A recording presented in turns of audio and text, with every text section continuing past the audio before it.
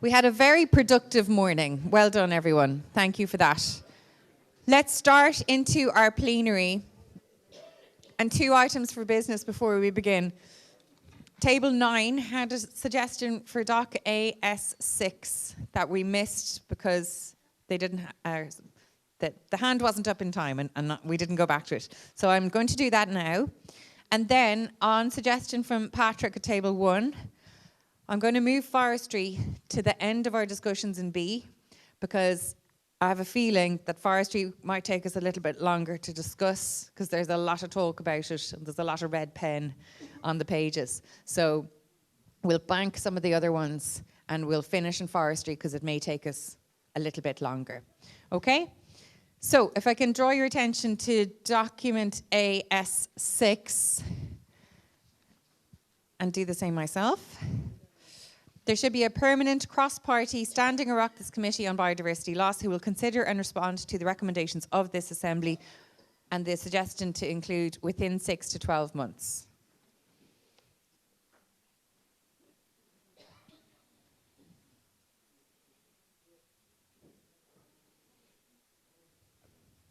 So, any other suggestions around that wording? Is everyone, all those in favour of including this wording, please raise your hand.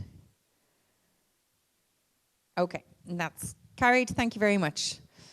Lovely. So we will move back then to document B. And we finished on our marine and coastal, and we're about to start on our peatlands. So, recommendation P1. Any amendments?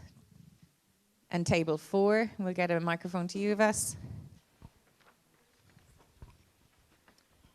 Yeah, so just one addition, the updated National Peatland Action Plan must be developed with clear, measurable, attainable and timed goals. So it's the addition of attainable and timed.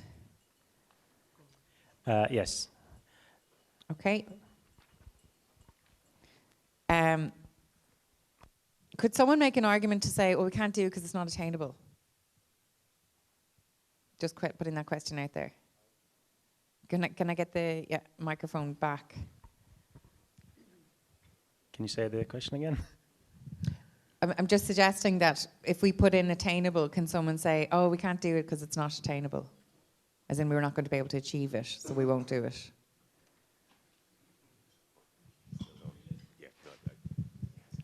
I guess realistic could be a synonym. I don't know who mentioned it down there, but yeah. Okay. So, any other comments on that?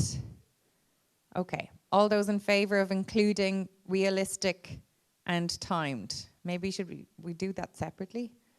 So all those in favour of including realistic, please raise your hand.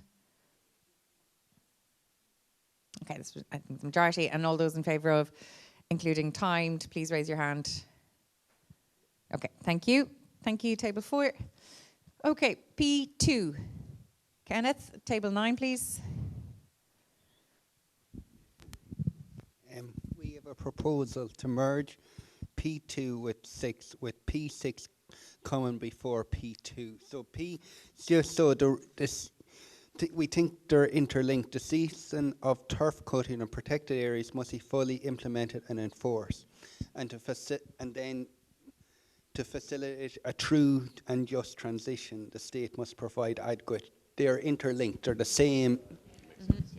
Okay, so to put those into the same recommendation, yes, with the sentence from P6 going before the sentences there from P2. Thank you. All those in favour of that change, please raise your hand. Great, thank you everybody. Thank you, table 9. Okay, P3. No amendments. P4. Table 2.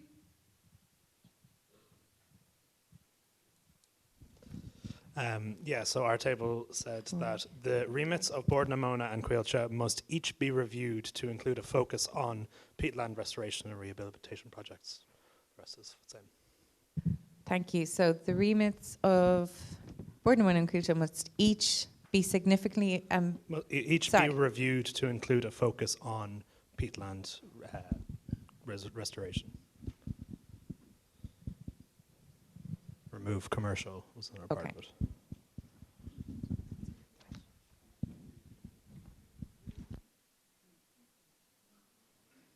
Okay, all those in favour of this amendment, please raise your hand.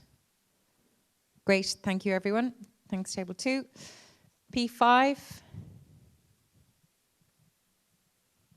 and P7, because we've already dealt with P6. Okay, and P8. Okay, table 5. Sabrina?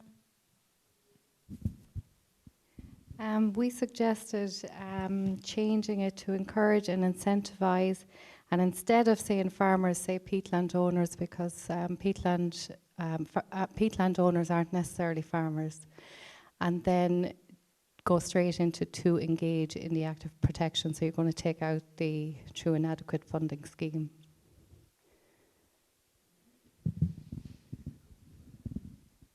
Great. Everyone's going to be really expert policy drafters by the end of this. All those in favour of this amended wording, please raise your hand. Great, thank you. Table 5. Now, we'll come back to forestry in the interest of maintaining our momentum and our good work. So we'll go to protected sites and species. Page 9. PSS1. Any amendments? PSS2. We have table 9. So Louise. So the table just advised to replace adequate with targeted and to remove and purchase sites where required. I don't know what the rationale is. Because they don't want no compulsory purchase orders, in that last sentence might imply that. Okay, now that's a specific proposal that came in from another member. So if anyone wants to speak to that inclusion of that or not. No one at the moment. Now, we have a recommendation from the EAG, from TAS, to suggest that in PSS2 we're actually neglecting the protected marine areas without specifically referencing it. So the suggestion is the National Parks and Wildlife Service and other relevant agencies must be provided with adequate funding. And if I skip down to, for designated sites on the last line, on land and sea.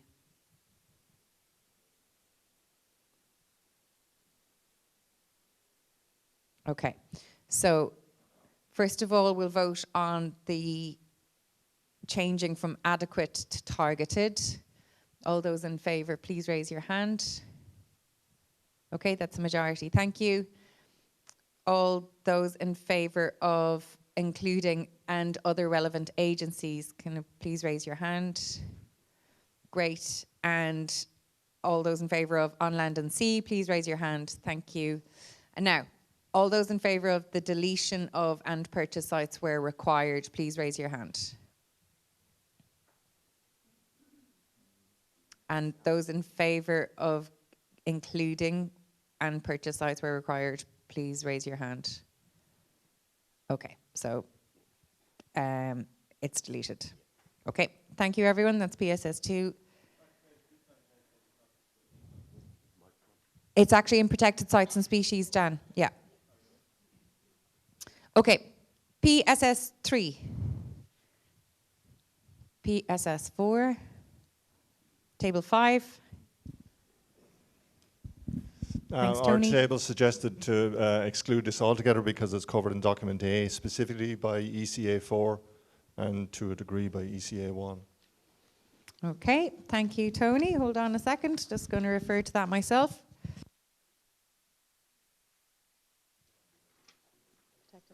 ECA 4 and ECA 1. Okay. Any other comments on that? Now, Tony, just on this, these are recommendations that, yes, we will agree on, but you don't have to vote for them. You know, you'll be voting for these. Pardon? It is a repeat. Sorry, yeah, you can read out. Thanks.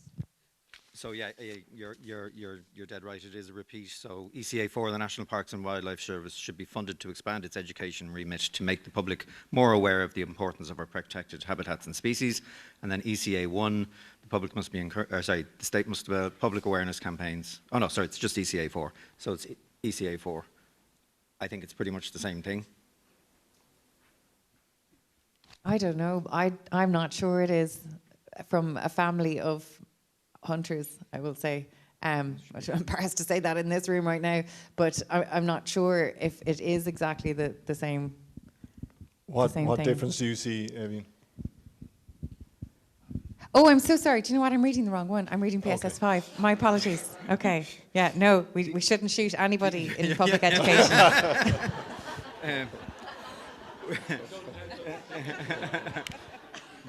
So, yes, you're right. That's a double up. I was getting very confused there. I was like, I don't see it. I don't see the crossover. Thanks, Tony. Okay.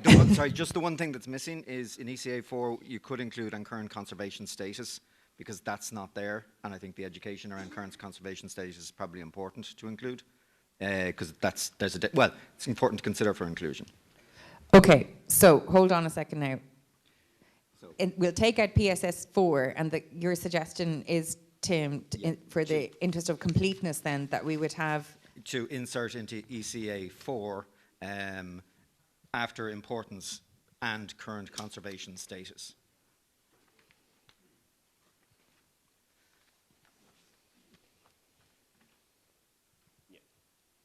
Okay. And so that removes one recommendation. Now, we'll vote on this just to make sure. So all those in favour of including and current conservation status in ECA 4, please raise your hand. Thank you. And we'll delete PSS 4. Thank you for that. And now I made an admission and I didn't need to at PSS 5. Yeah. Now, any suggestions for PPS 5? Any amendments to PSS 5? No. Well, not now. No. It was just clay pigeons this year. I will tell you that. It was just clay pigeons this year. Invasive species, IS1, any amendments? IS2, IS3. Thank you. Table 10. Liam. Hi. IS3 is the state should provide funding, educational, infrastructural support to engage local community groups in actions managing invasive species. I think it should be just in actions managing invasive plant species, but I don't see community groups tackling things like deer and animals. So it's just to put in invasive plant species instead of just invasive species. In that one, there's another recommendation on IS5 and it covers animals. Yeah, and those who might have been affected by PSS 5 don't necessarily have to get involved in IS3 then either. Okay, thank you for that. So all those in favour of making this recommendation focused on plant and including that language, please raise your hand. Okay, that's carried. Thank you. Even just another detail that we had discussed as well in the same one. So instead of just highlighting rhododendron as one species, could we put in rhododendron, laurel and Japanese knotweed, just so it shows that there's a variety of problem species? Cherry laurel or laurel, whichever is correct.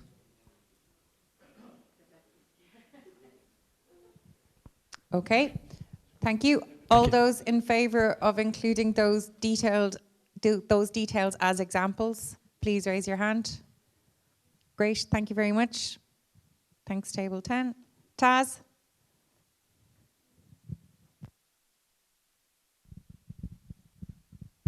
So yes, I agree with the logic that you don't want to set community groups loose on deer and vertebrates, but I guess there are some invertebrate species that are amenable to community group engagement with their controls. So invasive Pacific oysters, for example, are controlled by community groups in other parts of the world. So maybe invertebrates, also invasive invertebrate and plant species would be perhaps worth including to keep that scope a little broader. But, Okay. Does someone want to propose or second or propose that? Well, I think. Okay. Okay. Are members happy to include invertebrate as well as plant species in this recommendation? All those in favour, please raise your hand. Okay. Thank you very much. Okay. IS4. Sorry, is there a comment there? Kieran? Yeah. So there are vertebrates, shrews, shrews, for instance. I mean, why limit it? Why not make it all invasive species?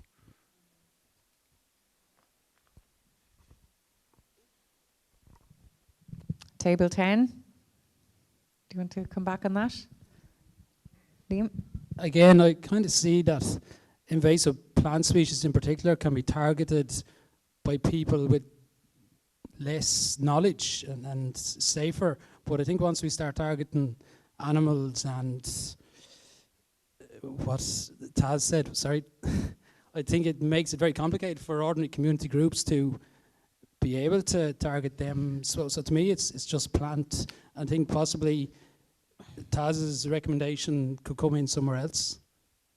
I wonder if the first element of this recommendation actually covers us, because if the state is providing funding, education and infrastructural supports, the state can direct that towards what is appropriate rather than us now trying to list things so that we're protecting people from doing something dangerous, you know? So I think that might be the responsibility of the state to highlight and to focus that work rather than us trying to do it here in the language, because we're just going to have to list everything maybe. Yeah, I suppose my worry was that once it was invasive species, it wasn't implementable because it's like community groups can't tackle deer and mink, for instance. So that was the worry. But I understand. Yeah. So could I suggest that it might be a way out of it is to engage local community groups in appropriately managing invasive species? Great. So the suggestion now is appropriately managing invasive species and take out the invertebrate and plant. Okay. Yeah. And then should we take out the examples? Yeah. Okay. All those in favour of this new wording, please raise your hand. Okay, great. Thank you. And thank you for raising that concern, Kieran. It makes the recommendation better, so don't be afraid to, say that if those thoughts are coming to mind. Okay, IS4. The suggestion here is to remove on an all-island basis because it's not something that our state can actually do. We can only produce the plan for us. But in our overarching document, we have already said that this should be done on an all-island basis, and we're recommending that the state work with Northern Ireland to do that. But we can't specify that our state should do an all-island plan here. That was, I think, the argument behind one of the members proposing this. So all those in favour of removing on an all-island basis here, please raise your hand. Thank you. IS5. IS6. Okay, 10 and 9.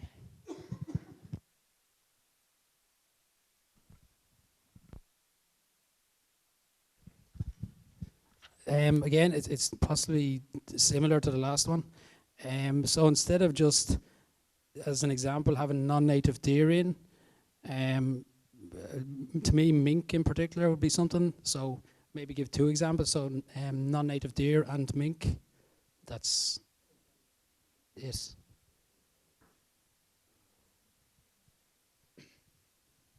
Okay, thank you, Liam. So that's to include another example in this as Just another mink. example. Yeah. Okay, thank you. And then there was another amendment suggestion from table 9.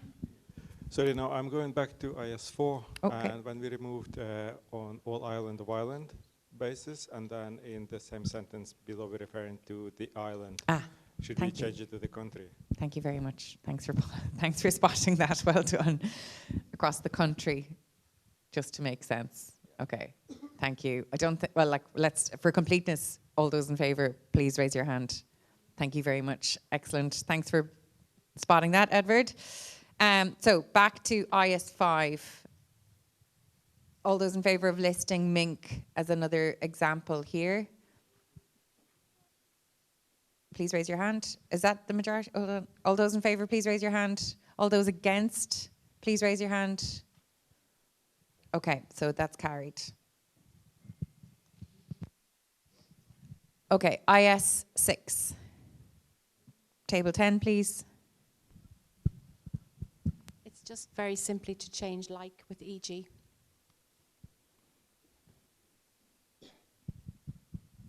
Okay.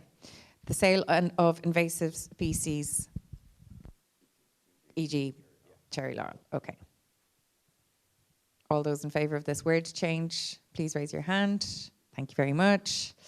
IS7. IS8. Table 9, please.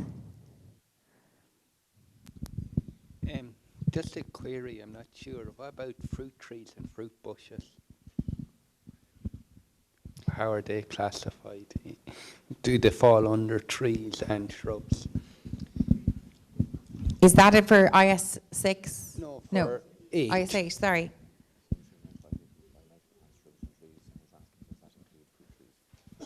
Does it include fruit trees? Jenny, thank you.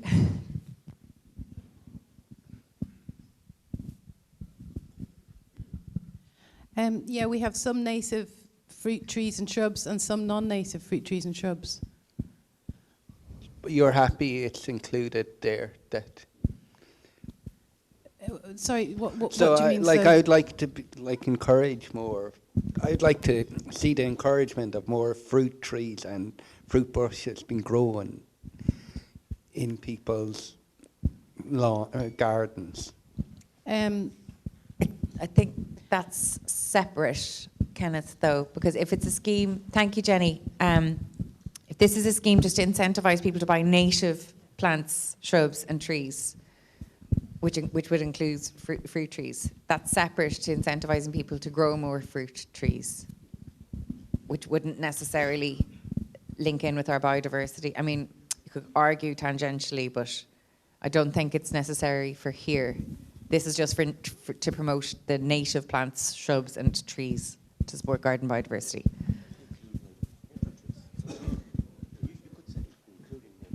We can put in including native fruit trees. Sorry, Jenny. Yeah, so you could say schemes to incentivise people to buy native plant, shrubs and trees, including, you know, fruiting trees and shrubs. Yeah, so we could put in comma, thanks, Jenny, including native fruiting trees and shrubs. Yeah. Okay. Kenneth, does that cover? Okay, thank you. Okay, thank you, Cathal. All those in favour of including this additional wording in this recommendation, please raise your hand. Okay, thank you very much. That's covered. Great. UB1. Any amendments? Okay. UB2. Sorry, table 2. Liam.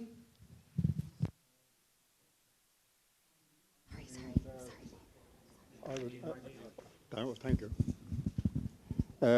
Following on from the second last line, restriction of artificial grass, I would suggest adding with exception for sports-related purposes. You're not going to get present, current and future stadia, etc., going to revert to natural grass. It just won't happen for commercial reasons, financial reasons, ease of maintenance, playability in Irish weather conditions, etc. Thank you, Liam. To my understanding, this recommendation is it's for new developments. And I'm not sure we need to highlight what the exceptions should be here. I don't know if we need that detail. Maybe that's for other people to decide, but Lee, would you like to talk to that a bit more? In my opinion, the inclusion of or expecting current and future built stadia and other sporting locations to either revert back to natural grass or designate in the planning stage the use of natural grass just won't happen for commercial reasons and also reasons related to our native climate. You'll be getting situations that we had many years ago with games not be playable because of conditions on pitches and that sort of thing. Okay, thanks, Liam. Brendan and Dan. So Brendan is on table 8.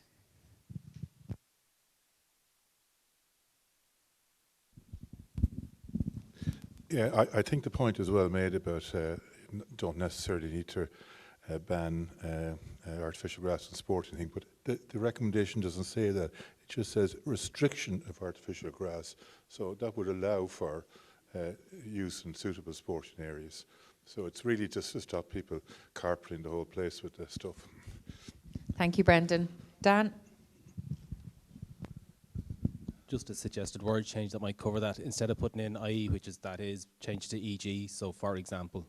So not telling them exactly what to put into the new planning and building regulations, but saying these are the kind of things you should be considering.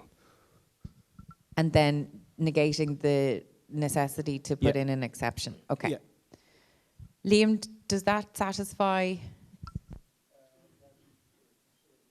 Okay, to a considerable extent. Okay. Thank you. So then, are we okay with changing the IE there to the EG? If you're in favour, please raise your hand. Thank you, everybody, for that. That's great. Great work. Okay. UB2. Fiona, thanks. 2. We had a concern that the 10% figure was very arbitrary, and we want to change to planning policy must be updated to require planning permissions granted have a significant net gain impact on biodiversity, and then leave it up to those with more experience to set that number. Okay, thank you. I thought it came from a presentation, but I take your point. We don't need to put the numbers onto it. We can say significant. Have a significant net gain for and deliver.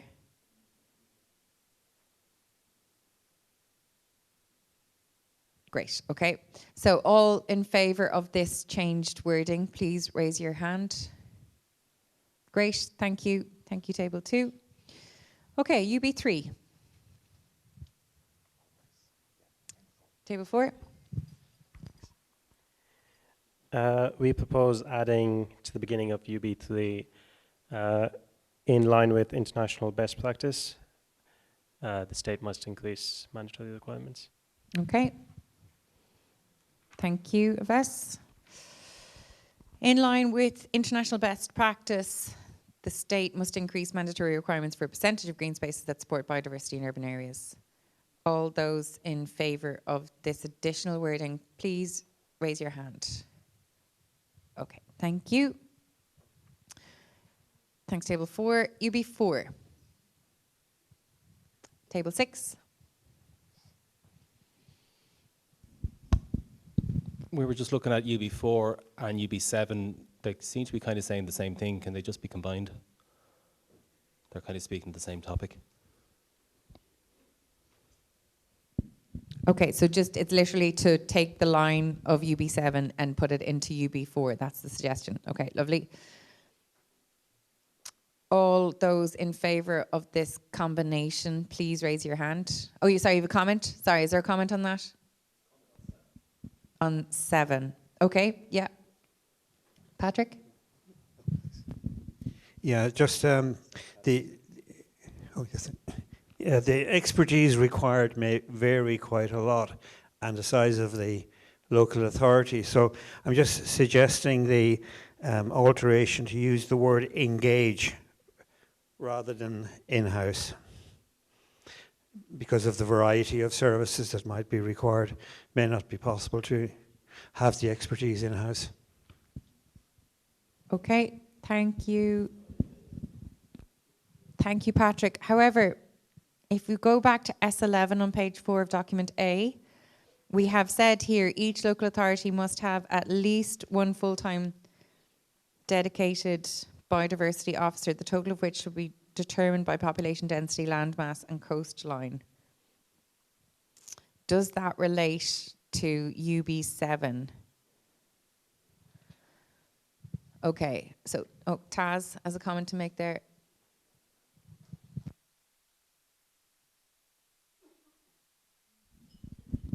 Thanks. Yeah, there is a difference between having a biodiversity officer and having ecological expertise in the planning department of the local authority, and I think that has been called out as a significant shortcoming at the National Biodiversity Conference. For one, that was raised as a concern that the planning department doesn't necessarily speak to the biodiversity officer. So. Okay, but that still leaves us with Patrick's suggestion of to have in-house ecological expertise or to just engage with the ecological expertise. Dan? Just we're talking about local authorities and planning authorities in the one recommendation. While they're necessarily they are the same thing. The local authorities are the planning authorities. If you just change it to local authorities, would that cover that other issue as well? No? So if we said local authorities must have the in-house ecological expertise, is that what you're suggesting? I think so, yeah. But we're talking about local authorities at the top, and then we go to planning authorities. They're essentially the same thing. The planning authorities are the local authorities. Right. So just to tidy up the language, and then if we did that, does that solve the other problem? Because it means we're not saying specifically in the planning department, we're saying Yeah, let's... Sorry, Keith has a comment to make here, yeah. Not all planning authorities are local authorities. And Planola aren't a local authority. So we need to take cognizance of that.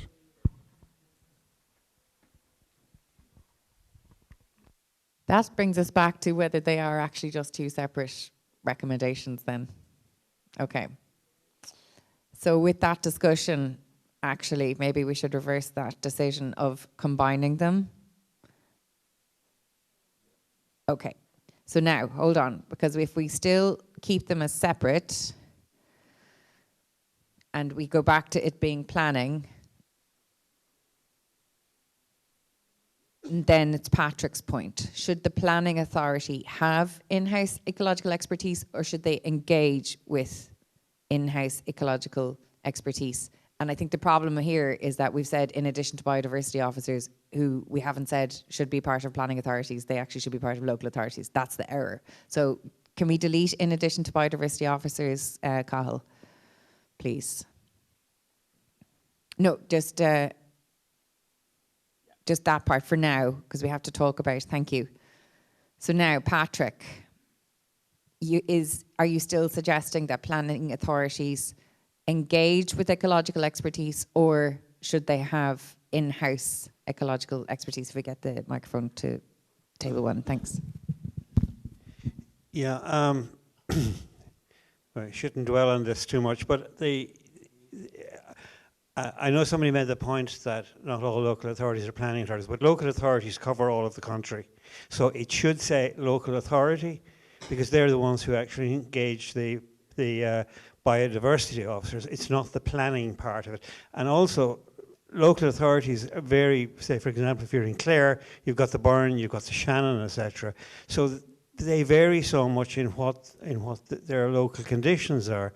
So I would have thought that local authorities must engage as necessary, must engage ecological expertise as required, and leave out within the authority doesn't make sense anymore on that. It's okay.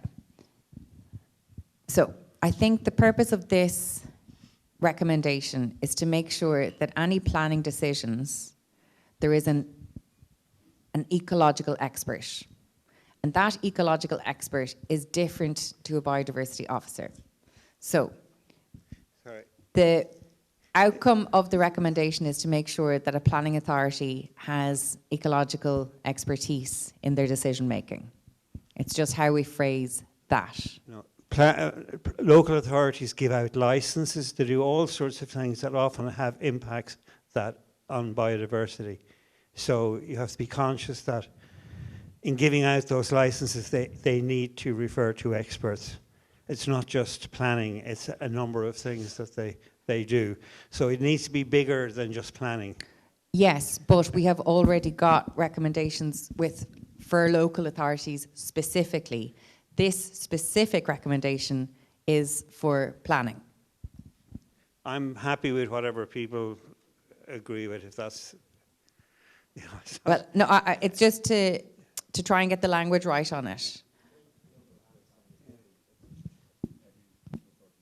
Okay. Okay, so local and planning authorities must engage with ecological expertise.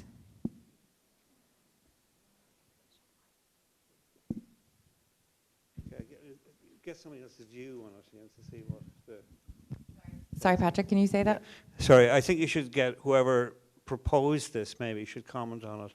I didn't propose the original recommendation. If they would comment on it as to what their intent was. How about, and I don't know who proposed it because I think this was in before we okay, so Taz is here.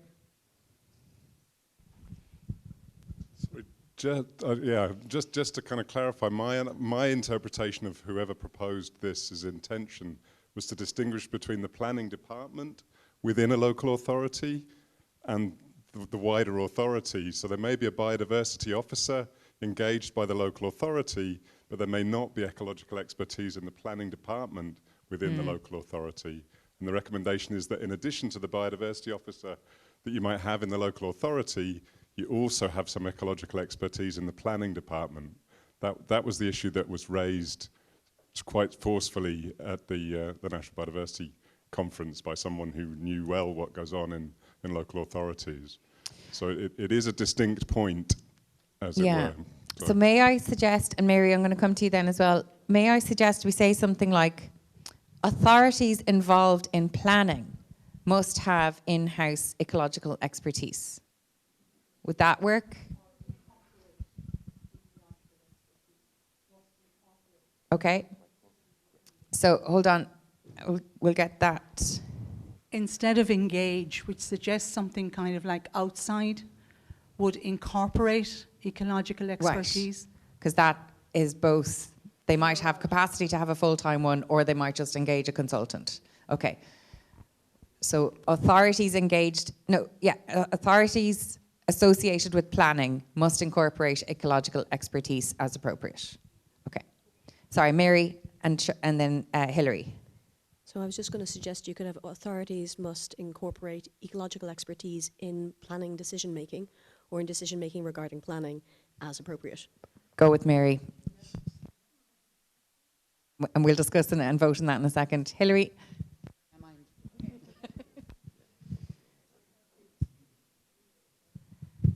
Okay, so authorities must incorporate ecological expertise in decision making regarding planning as appropriate. I think we're not as just in planning, because as appropriate means, oh, it's not appropriate actually. Yeah, okay. So we'll take out the as appropriate, Cathal, please. Okay, authorities must incorporate ecological expertise in decision making regarding planning. All those in favour, please raise your hand. Great. Thank you. That took some time, but it's much better. Thank you, everyone, for all the contributions. Okay, let's go back to UB5. The NPWS, as well as bodies prescribed in legislation with regards to biodiversity and planning, including An Taisce, should be properly funded to carry out their planning and development roles. Table 9. We just were a bit sort of confused by this in the sense that it's calling out 2 particular agencies. Shouldn't all agencies be properly funded to carry out their planning and development roles? So we're not quite clear on what the intention is here. This is a kind of, there was a bit of to and fro in this one, because there's only a certain amount of prescribed bodies in legislation, of which the NPWS is not a prescribed body, as far as I know, but it is their role to do it, and they need to be properly funded to do it. And then, I think it was Keith, it was, and then An Taisce is a prescribed body, but doesn't have the funding, say they're not sufficiently funded to carry out their role as a prescribed body. So it was just trying to capture those 2 and potentially other groups that have a prescribed role. Prescribed role is that you're informed about planning applications and that you have an early opportunity to comment on them. So that's where that kind of came from. Brendan? Yeah, actually, I just point out that when An Taisce made their presentation to us, they pointed out that they actually effectively voluntarily review planning applications in this context, because they are the prescribed body. Stuff must be sent to them, but they have no funding to actually do it. And there are other prescribed bodies as well that must be informed, but again, it's useless unless they're actually given the resources to do it. So it's actually to strengthen the existing system to actually fund the appropriate bodies, and to include the National Parks and Wildlife Service. Thank you, Brendan. Thank you for that. Micheál, sorry, I didn't spot your hand at the back. If we can get a... And then Keith. Yeah. Just to support what Tim and Brendan have said, I think it's important. It makes sense to cover both in this recommendation for slightly different reasons. An Taisce, as you've said, is a prescribed body and is struggling. And as they said themselves in their presentation, they get a lot of funding from the state and from corporations for their education work. And they have a very large number of staff doing that, but they don't get enough funding for their, we'll call it planning work. But in general, a signal of support from the Citizens' Assembly, I'm sure, would be welcome, because they're trying to review their own strategy. But regards to Parks and Wildlife, it is important that that be mentioned specifically. They get about 10,000 applications, as I understand it, per annum, and they're not able to deal with the majority of them. So there is a deficiency there. And it's about building capacity in the system, like the earlier recommendations. So I think it makes sense. Thanks. Thank you for that, Micheál. And if we can get a microphone to Keith as well, please. Yeah, I mean, just to back all that, I mean, a lot of times they can't actually, they just don't have the resources to actually put in observations. And I'm just wondering, should we actually say, should be properly funded and resourced to effectively carry out their planning and development roles? Okay, thank you. Should be properly funded and resourced to effectively carry out their planning and development roles. I think that that clarifies that well as well. Thank you. Okay, so with all that in mind, and table 9, Kenneth? Is An Taisce not a private identity? So how can the state provide resources? I'm just being devil's advocate there. Brendan, okay, thank you.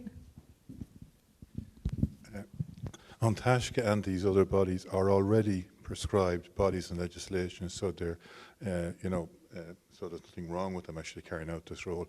And as has been said, they just simply, they actually get sent all the stuff, but they haven't actually the opportunity to do the work they need to do.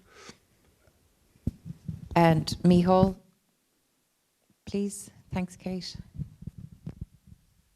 I think what Kenneth's question is reasonable, as you said, a devil's advocate, that An Taisce is a voluntary, non-governmental organisation.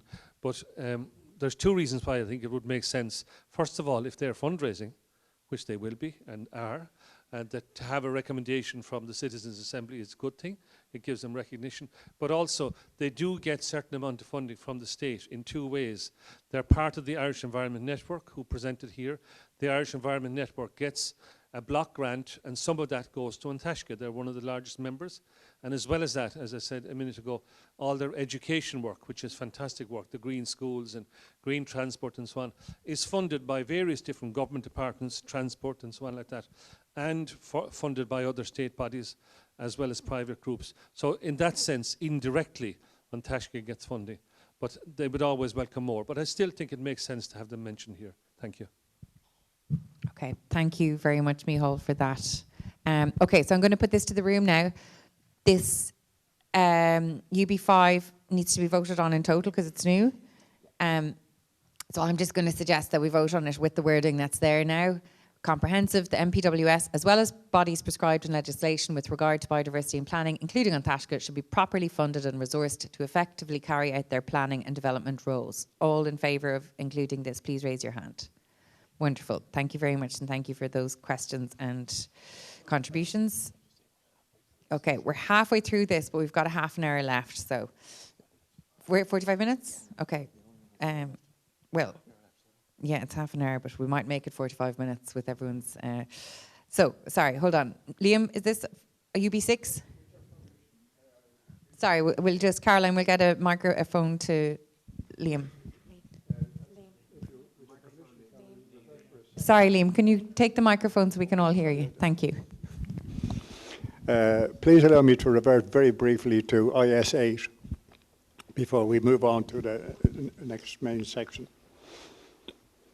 And I'm suggesting that we just add 4 words at the bottom of that paragraph, and those are with emphasis on pollination. Because this is for amongst a number of purposes. We're getting into the area of the public buying shrubs and trees and what have you from garden centres. So I think such is the problem of pollination in Ireland and nationwide and growing.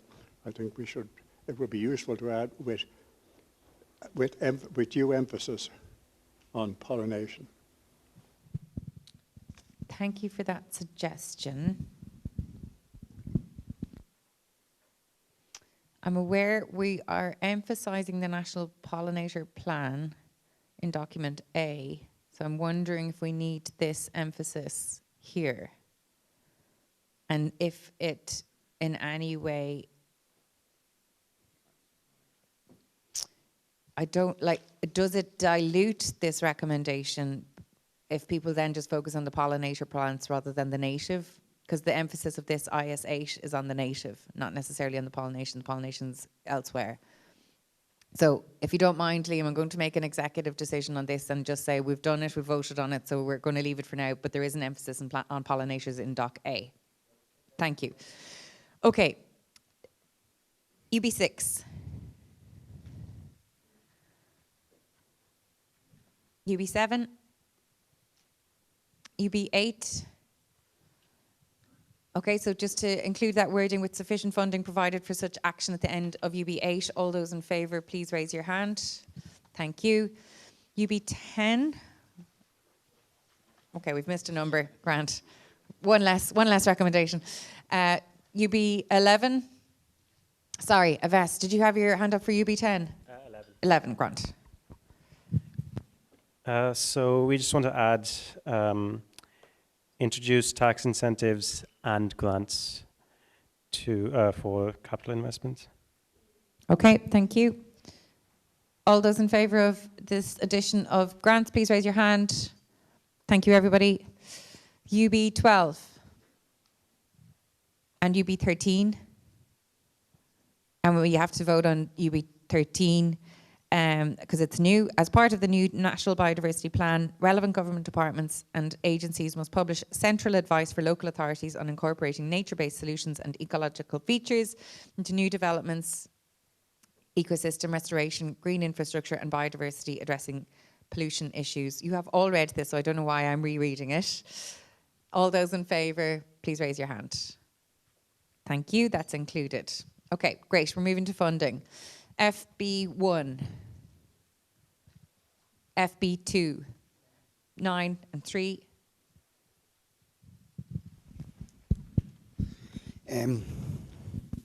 New sector specific, harmful input. I think I'd like to remove agriculture exports and retailers, because how do we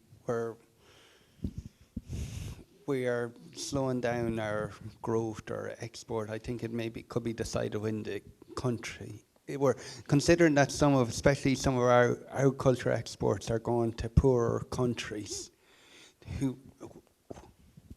Okay, thank you, Kenneth. Brendan and Stephen had his hand up first. So we'll go to Stephen on table 3 first.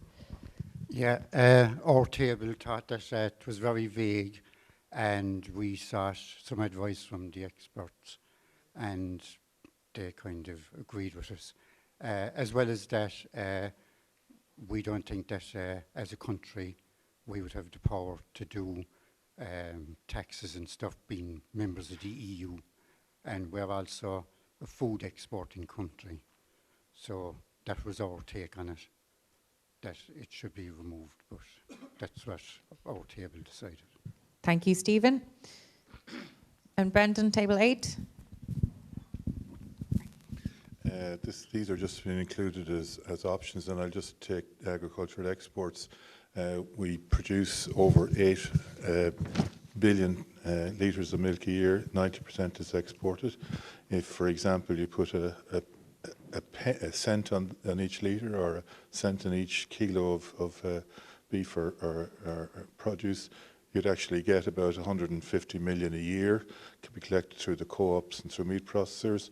In 5 years, that'll give you about £500 million, which would go a long way to solving a lot of the problems. And it's on export, so it doesn't actually affect the poor in society here. So I think it's something that should be left in for the members to actually vote on. I'm not saying everybody needs to agree with it, but I don't think it should be just taken out at this stage, because it's about the only area we have where we see agriculture making some contribution to biodiversity, as opposed to all the recommendations we have about incentives and payments, etc. Okay, thank you for that argument, Brendan. Okay, one suggestion, Tim? Yeah, I think it's a tricky one, and it came from a number of people, so it's an amalgamation of people wanting levies on things but not giving a huge amount of information on it. So maybe an option would be there must be a comprehensive review of current taxation policies, future levies, or something like that as a change to the text in FB1. And would that allow the policymakers to figure out what could be done there? So that suggestion is to remove FB2 by adding in future levies as current wording into FB1. Policies, current and future taxation and levy policies, or some wording around that, which is a catch-all. Brendan? I'm not averse to amalgamating, but I think I'd like to see the explicit mention of agricultural export and, in fact, retailers, because we often hear from farmers and other sections of the community that retailers engage in below-cost selling and all the rest of it. So there'd be no harm in looking at a levy there. I think it just needs to be mentioned, and I accept that it's something that needs to be considered. It doesn't need to be absolute, but I think there needs to be explicit references there. Okay, and I'm going to take the comment from Hilary, and then I'll move. Kate, can thank you. Yeah, sorry, Brendan. I understand in principle what you're saying about agricultural exports, but when retailers, who are you talking about? And when we're talking about harmful imports, what are harmful imports exactly? And, sort of a bit of clarity for understanding that. I'm going to lead on this because I think we will keep in FB2 because we're not taking anything out of these recommendations today because they've been in for a while. However, what I will suggest is that we add this wording into FB1 in case FB2 doesn't have a majority vote on the day, and it covers some of the ideas in FB1 then, and we can then vote on the wording for FB2, okay? So, if that sounds reasonable, All those who would be in favour of including the additional wording to FB1, current and future taxation and levy policies, please raise your hand. Okay, thank you. Now, FB2, which is on the ballot in different, and there's differing opinions on it. You will be voting on it. When you vote, would you like to have agricultural exports and retailers removed, or would you like it to be kept in the wording that's there? Sorry, it's harmful imports, agriculture, so it's that whole part is the new bit that's been added. So they just need to vote on that. Okay, so it's to actually vote on the red text in FB2. New sector-specific levies and charges on harmful imports, agricultural exports and retailers must be introduced and ring-fenced for biodiversity. Include that wording, or don't include that wording and keep the text as it was. Okay. All those in favour of including this wording, harmful imports, agricultural exports and retailers, please raise your hand. And all those against including that wording, please raise your hand. I mean, this is the problem. I don't think there is clarity on it just now. That's the issue. Yeah. That's the proposal. But that is the proposal. So hold on a second. Is it worth voting on harmful imports or agriculture? No, they all have to be in or not. Yeah. Pardon me? Vote separately? Okay. Oh, no, sorry, hold on. So, new sector-specific levies, charges okay. If you're in favour of levies and charges on harmful imports, please raise your hand. Okay, it's not a majority of the room. Yeah, fair enough.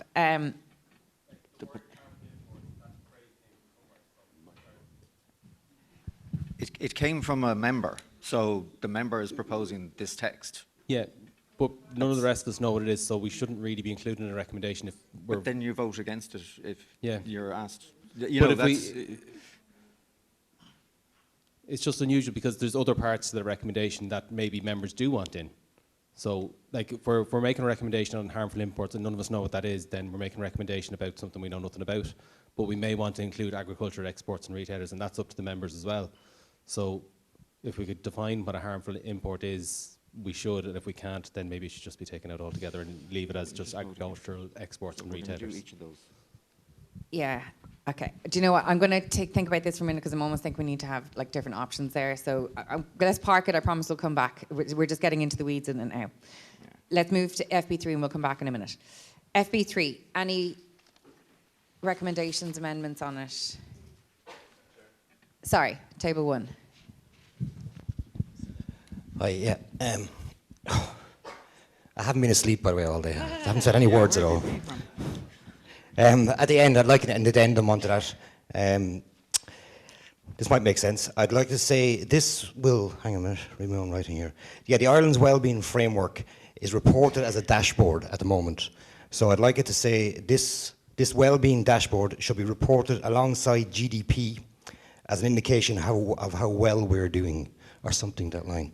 Because the framework, as has been reported at the moment, is more indicative, tough word to say, more indicative of how we're actually doing from a biodiversity point of view than GDP. So I'd like it to be reported alongside GDP. And that's in addition to the wording that's there, Robert? Correct, yeah. Okay. And table 3?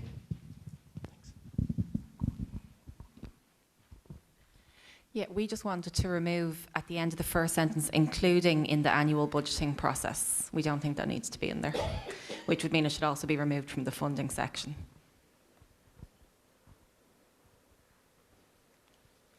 And what's the argument for taking that out again?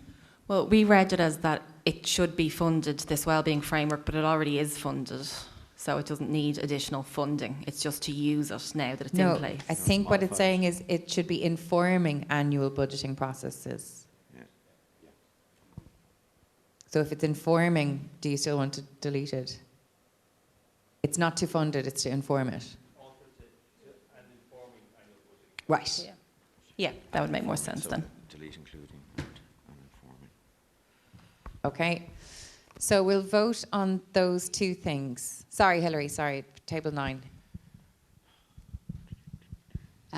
Again, I'd like a bit of clarity on what we're supposed to be achieving with this recommendation and its link to biodiversity.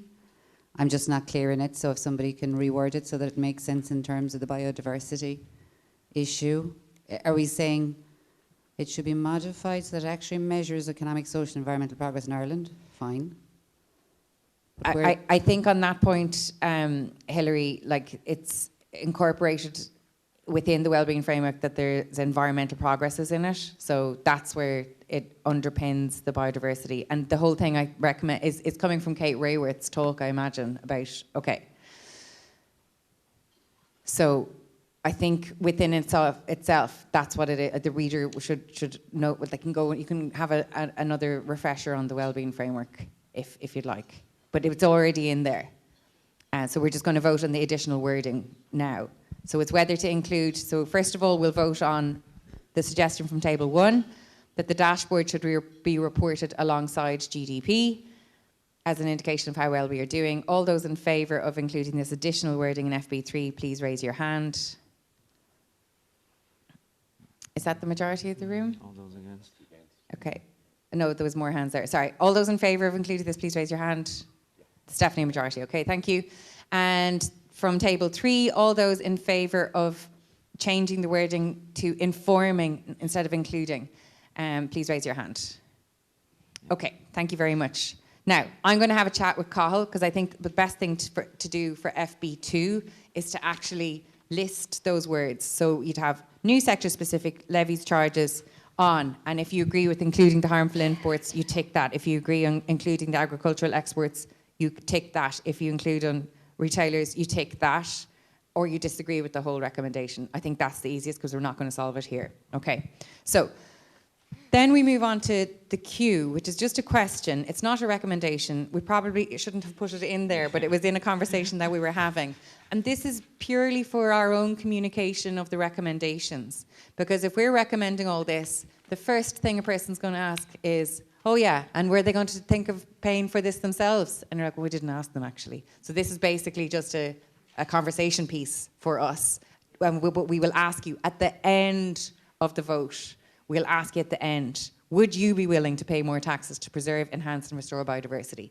And when we're asked that question, we can say, well, actually, no, they were complete hypocrites because only 1% of them voted for that. Or we can say, well, actually, this X many, 70% said they would. Joe, on table 11? Yeah, no, it's just, I find that question quite leading. Like, yeah, everyone's going to agree we should be paying taxes for it, but it's taken a statist approach to the whole situation. Like, we can't just throw money into it to expect to fix it. We know that there's $1 billion surplus in the budget already, as according to the experts that we're talking, and it's like building roads. But then, Joe, I'm going to cut you off there because then you just vote no. Yeah, okay? fair Thank enough. you. Jean? I mean, maybe we could get into the situation where we'd like our taxes spent wisely. So it's not a case that we want more tax, we want the tax we pay to do more. It's a good point, but I think that is very implicit throughout all of the recommendations that you want this to be better enforced and resourced. That's throughout the wording. But I don't mean to cut people short. I just want to keep us in the momentum. Sorry, Donal. Voting on paying the taxes. So will that be secret ballot? Yeah, this is all secret ballot. You're all going to have Cahill's going to talk us through this at the end of the day. It's a good question, Donal, but nobody's going to know what you vote. We just want to number it because it will come up in conversations. Well, we do now. Okay, thank you, everyone. Let's move to AB1, accountability. All penalties for any breach of pollution or other environmental legislation regulations should be increased to meaningful economic levels, reflecting the damage caused, plus enforcement or restoration costs with criminal sanction where necessary. This is new. Sorry, Keith. So yeah, we're just we were looking at it on the basis that if it's going to replace the first part of text in AC2, that maybe we should amalgamate it into its own phrase. So all penalties for any breach of pollution or environmental legislation stroke regulations should be proportionate to the offence, so they adequately discourage negative behaviour, e.g. penalties should be linked to company turnover, with the offender incurring the full cost of enforcement and restoration, with criminal sanction where necessary.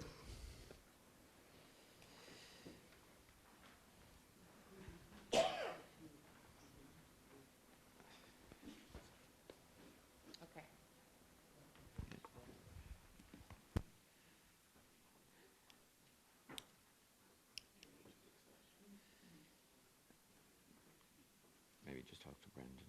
He actually proposed this. He's got his hand up. Oh, sorry, Brendan, I didn't see your hand up. Sorry.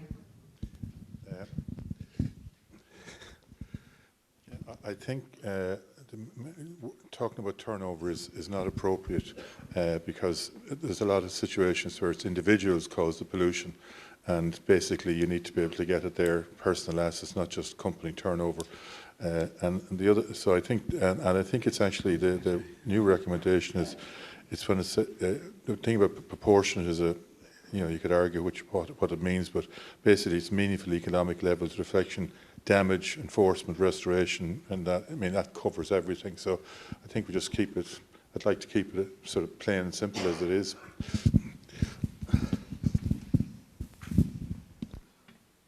Okay, so all penalties for any breach of pollution or environmental, sorry. So it's to keep this wording or to take Table 4's suggestion. So I'm actually just going to do an either or on it. Sorry, Dan, do you have something to say with that?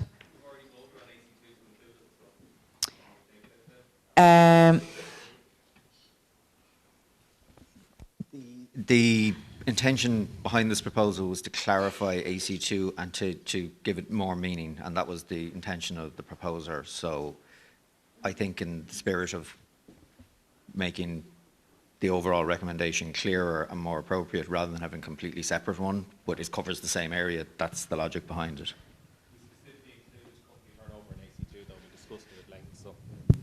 Right.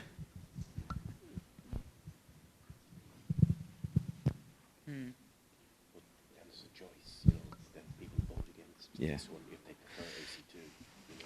Okay, let me there's a lot of chat going on here, so let's come back to this one. Okay, Brendan will come back to this in a few moments with an answer.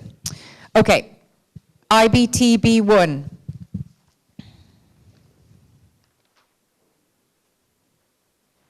Any amendments? Or any suggested amendments to that?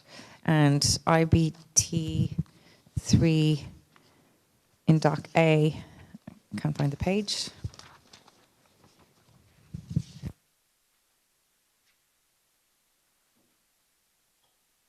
So this will just be added to IBT3 for you. Oh, are you happy that this be added to IBT3? So if you look at document A, page 10,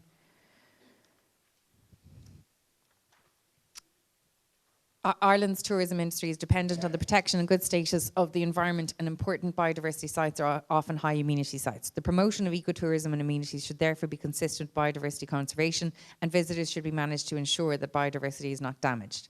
Opportunities to include biodiverse positive areas and projects should be considered as an additional tool within the overall promotion of Ireland's tourism industry. Do we need to have this wording, or is IB3 complete enough without it? That's the question. Do we need this in IBT3, or is IBT3 complete as is? Cathal, would you mind bringing up IBT3? Thanks. And could you include the text underneath it just so we can consider whether it's necessary or not? Now, my initial, and I'm going to share it with you, my initial thoughts were we shouldn't be telling the tourism industry how to promote themselves. That's not within our remit, so that's why I wasn't thinking we should include it in document A, but we're putting it to the room now. So would anyone like to speak to this? Okay, all those in favor, sorry. Robert and Hilary had their hands up at the same time. Robert? Can you get your microphone? Sorry. Thanks. I was just going to say, yes, I do think we should be including it. I think it's an area that we Okay, need to no, you can publicise. just vote on it. That's fine. No, that's okay. Yeah, Oh, someone sorry, speak I on did. it. Sorry, I did. Hillary, you go on. Sorry. I'm going back on myself. Robert, sorry. You go ahead. I'm sorry. You. Yeah, so basically, I do think it's a tourism thing that we should be using. We Okay. should be using it. Sorry about that, Robert. I do apologise. Hillary, is it something additional and new and significant and important for us to hear? Of course it isn't TV. Well then, honestly, really, No, we but don't need... I'm just suggesting the promotion of ecotourism and including biodiverse positive areas and amenities should therefore be consistent. So just bring up the biodiversity positive areas into the top paragraph and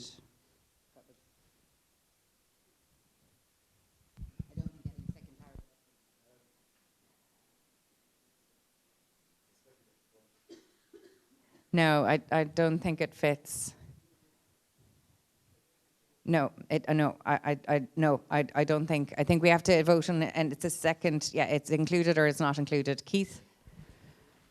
Yeah, sorry, Hillary, there are slightly different points. One is actually the protection of biodiverse areas within the promotion of it, but you're asking on tourism industry to consider it. So they're probably already considering it, so it's just giving them a little saying we're encouraging you to consider it.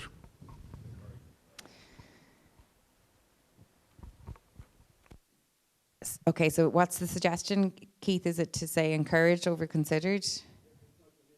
Okay. All those in favour of including this in IBT3, please raise your hand. Okay, it's included. Thank you. IBT B2 in document B, page 13, all large businesses and financial organisations must develop a mandatory assessment and disclosure process of harmful impacts to biodiversity. Any amendments to this? Robert, table 1, please. Yeah, very quickly at the end of it, where are we at? Oh, yeah, okay. Yeah, and have a mandated role responsible for this. You could put in inverted commas similar to a health and safety officer or a well-being officer. Okay, so all large businesses and financial organisations must develop a mandatory assessment and disclosure process of harmful impacts to biodiversity, and the suggestion is to add wording with a mandated role. A mad role.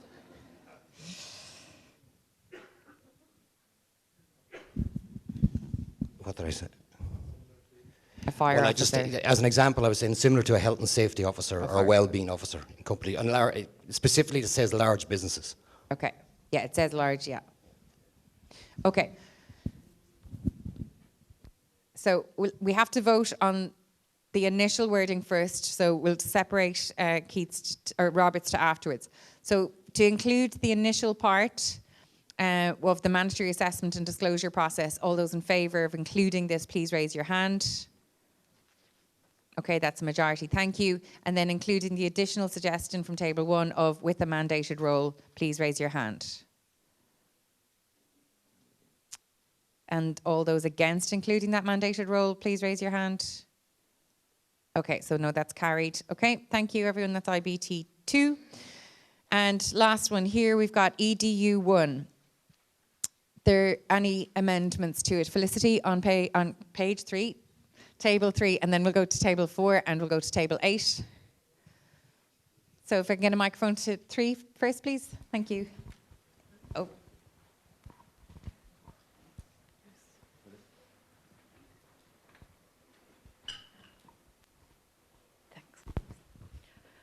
We just didn't understand why planning had been taken out, so it's so large, it should really be reinstated. It's important. Okay. Thanks, Felicity. Can you speak to that, Tim? I think it's dealt with elsewhere. I'll just have a look. Okay, thank you. And table 8? Yeah, we just wanted to remove the word mandatory, so we're not pointing fingers just at public servants. Okay, thank you for that. We'll vote on this in a minute. And then table 4? We just proposed changing the wording to there should be mandatory and ongoing biodiversity training provided for all civil servants whose work impacts biodiversity. Okay, thanks, Avas.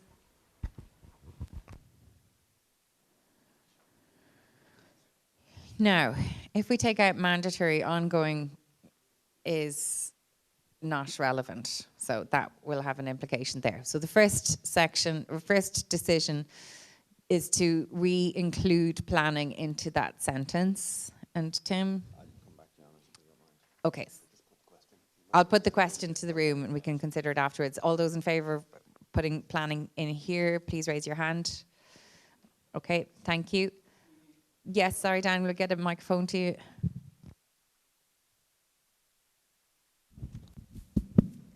I work for a local authority. My work has nothing to do with planning, but my work does involve interacting with wildlife and biodiversity. So if you put that in, then I don't have to do any training. Sorry, if we put planning... If you add planning back in, then I don't get trained. Whose work interacts with planning? My work doesn't interact with planning. Oh, with planning, wildlife or biodiversity? And or? Why specifically planning though? Okay, that was the point. Yes. So it's... so I think it was taken out because it's to allow any civil or public servant whose work impacts on wildlife or biodiversity to get training. So if you put in planning, say, well, I don't do planning, I do wildlife, but I don't do planning, so I don't have to do that. So it's anyone whose work impacts on wildlife and biodiversity should get the training. So it implicitly includes planning, but doesn't exclude anyone? Yeah. So now, okay, with that in mind, now, table 3. So whose work impacts on wildlife and biodiversity? Yeah, I think that was... So take planning back out, yeah? Yeah. Okay, so, okay, let's... Now, with that new wording, is that better directed, table 3? Yeah, I think so, okay. So, all those in favour of this, including work impacts on wildlife and biodiversity, please raise your hand. Thank you, everyone. Now, should we take out mandatory, or should we have mandatory in there and then we'll vote on ongoing? So all those in favour of taking out mandatory, please raise your hand. Okay. All those in favour of including mandatory and adding ongoing, please raise your hand. Okay, so it's mandatory and ongoing. Thank you, everyone. Okay, now we will go back to the fun times of forestry. I feel like we need to stand up or something and get us back into the groove with this one. But I think we'll all wake up, actually. Well, we're behind, so I can't give us a break. So I think we'll take 10, 15 minutes to do this, and we'll just be behind. We're going to do this in 15 minutes, okay? And we'll have coffee at 3:30. Yeah. Okay, so with this in mind, and I know there's a lot of questions going to be up on this one, hence, maybe we should have done it first, but we'd have been here all day. And we have good recommendations, I think, that will collapse these things. So let's start with FWH1. Table 6.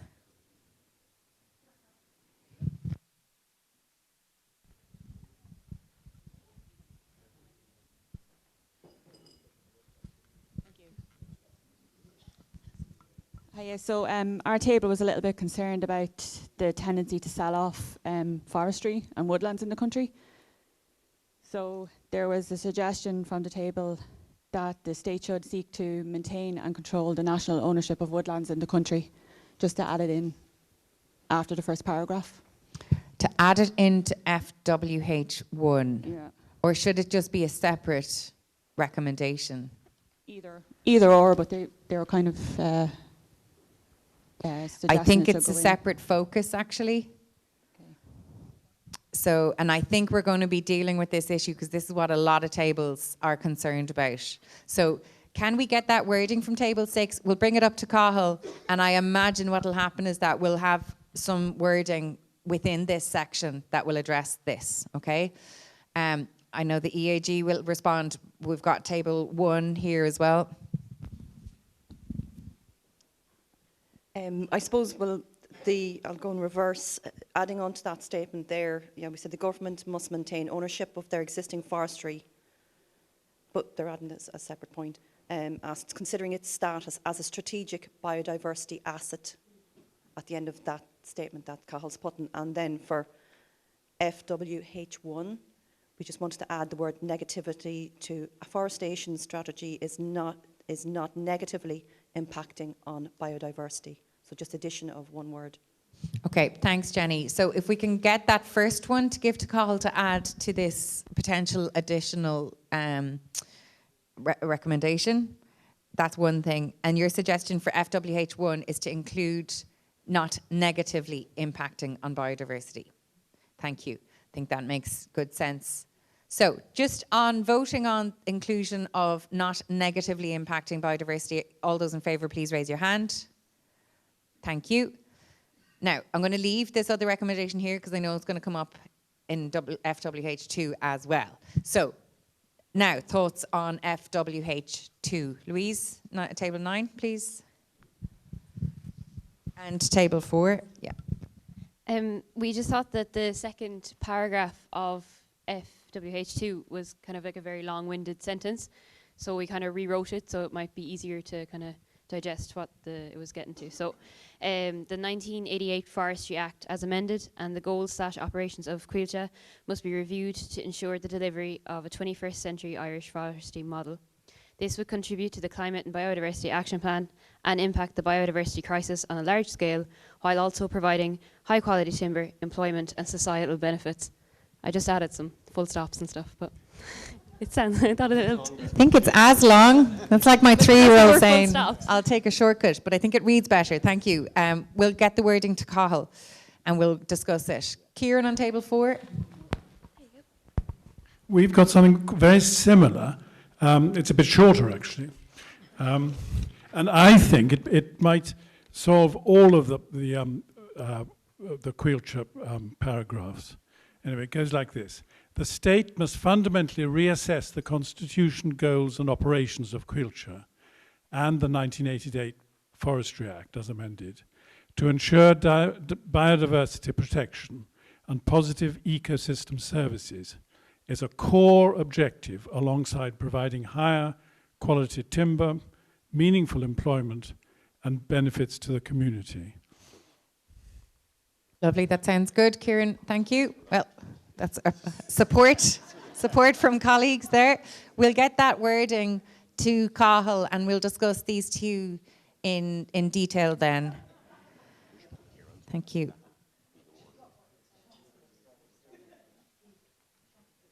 Okay, so while we're waiting for that, let's move on. So FWH3. Table 4. So 3. So after fully enforced, we wanted to include with due regard to public safety. This is FWH3.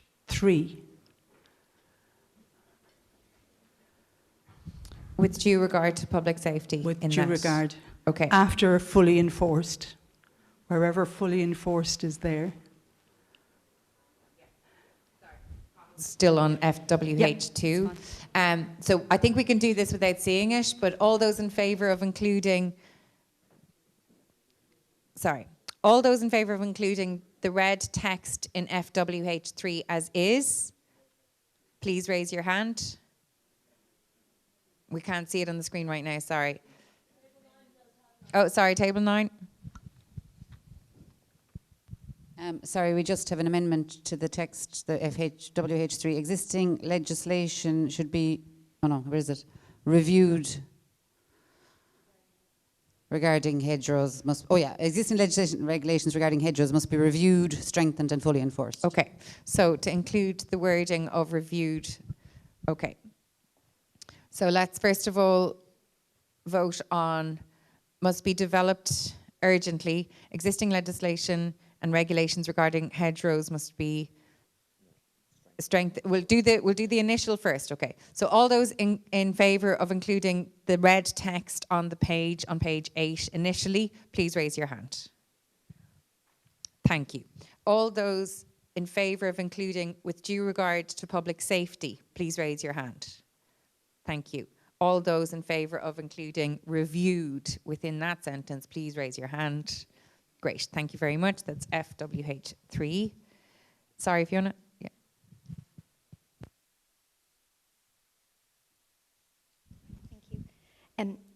We actually were looking at FW11 and thought it fit better with FW3. And what we proposed to do was add to the end of FW3, in particular, the new CAP scheme should recognise and reward good hedgerow quality. It seemed a bit out of place, stuck in at the end. Okay, so you're saying along with the sufficient results-based incentives must be made available to support all aspects of their proper management. And then you said a word there, Fiona? Yeah, in particular, exactly. yeah. And it's the quality, I think, is the important thing there to make sure existing hedgerows are not replaced with new ones. Thank you. So all those in favour, oh sorry, is that a comment? 6, yeah.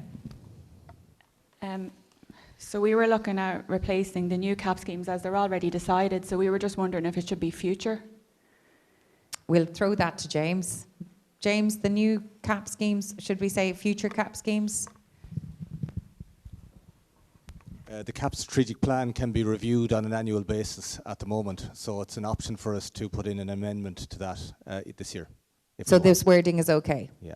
Okay, thank you. Thank you, Table 6, for raising that. All those in favour of including this sentence in FWH3, please raise your hand. Thank you very much. Okay, thanks, Table 2 as well. Are we ready to go back to the big one called FWH2? Great. So we'll just look at FWH2.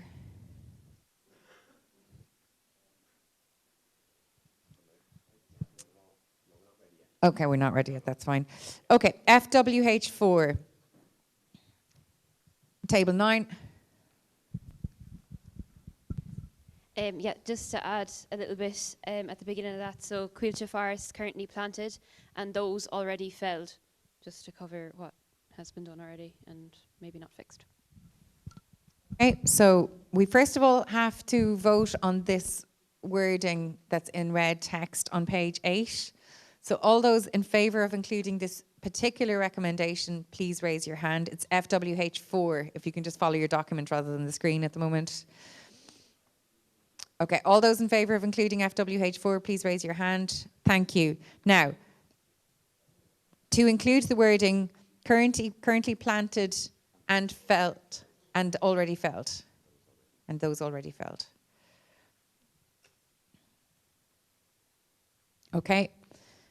So, the comment 6. If we can get a microphone to table 6, please. We were just wondering if it should be expanded to include like all forests, not just limited to Quilcha forests. Thanks, Donna. That's a great point, probably. All forests, Quilcha must... Well, this is for Quilcha specifically, though. I think this is a specific recommendation for Quilcha. So, yeah, no, I think thanks... Unless you want to reword the whole thing and say someone must invest appropriately in remedying this issue promptly. Forest owners must... How far are they going to be able to invest appropriately? I can't hear you, Dan. Sorry, if we can get a microphone. That would seem to say that Quilcha forests are the only ones that are planted in the wrong place, whereas that's probably not the case. It specifically says Quilcha, maybe it should be Quilcha and other forest owners or something. How about we just say forests... Sorry, Sabrina and James. Sorry, we'll go to Sabrina first and then we'll go to James. Table 5. Would it be better to say forest industries rather than forest owners? Because an awful lot of them actually just rent the land from farmers. They don't actually own the land. If you're going to include more than just Quilcha.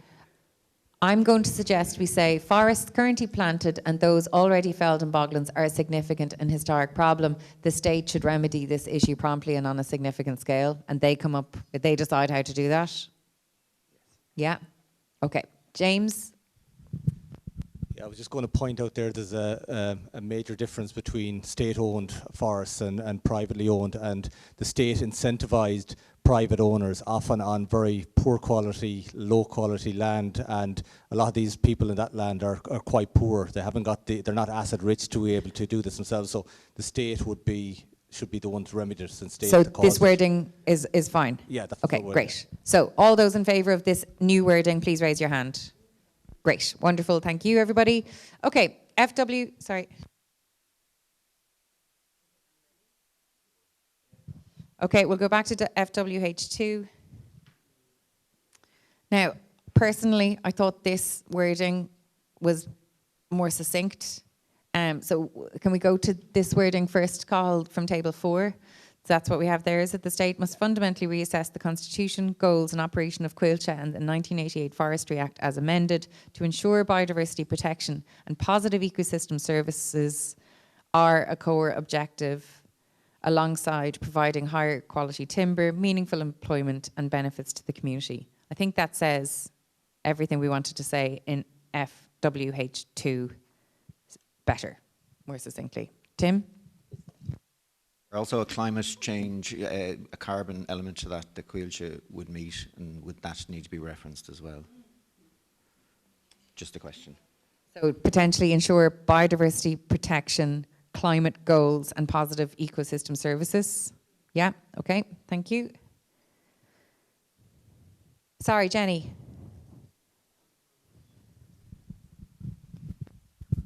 The carbon would technically come under ecosystem services. We don't actually need to include climate goals then, Jenny? No, because it would come under positive ecosystem services. The more succinct, the better, I think. Okay. Table 9, are you annoyed that we're not doing your... No, that's great, okay. What? Sorry? No, yeah. So just the state must fundamentally reassess the constitution, goals and operations of Cuilcha and the 1998 Forestry Act as amended. I think if we full stop there, I think it emphasises the significance of that based on the current activities, and then ensuring biodiversity protection and positive ecosystems are our core objectives. It's just to emphasise that first, reassessing the constitution, goals and operation of Cuilcha. I think that it just strengthens that first point.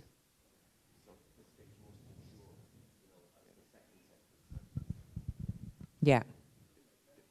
The state must ensure biodiversity and positive ecosystem are core.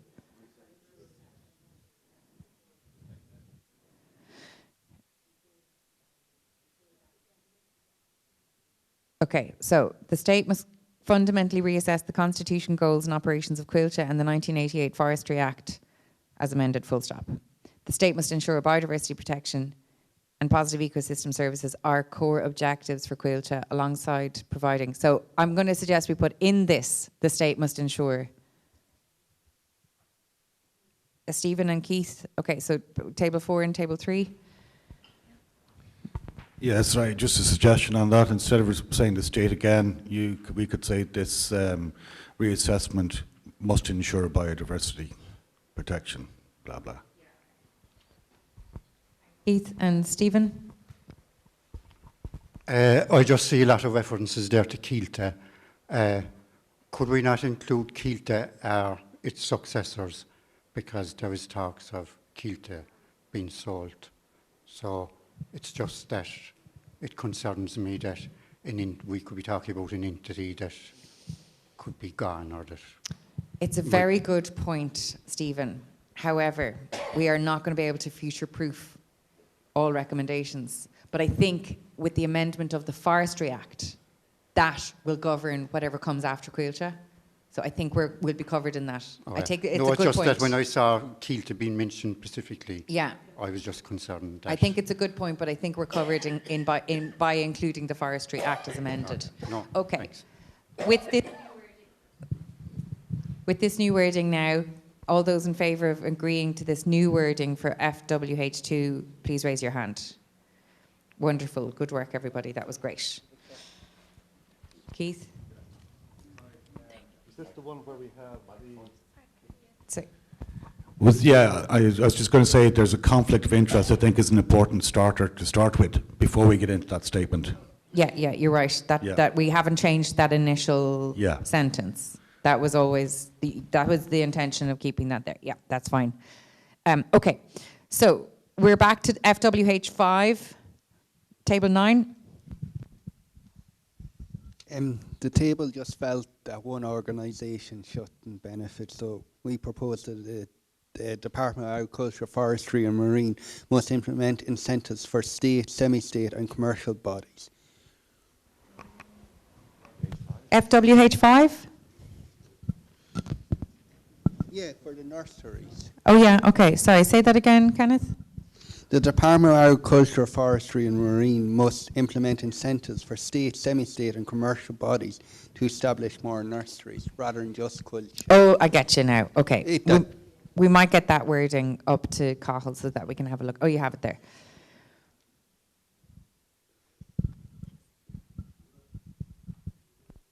And okay, so we'll have that. And table 3 then, Emma? Yeah, just on that point, why would we need to incentivise a state body? They should just do it because it's part of their work to do it. Should establish. Okay. That's the solution to all of life's problems. I'm going to suggest now that we take a little break.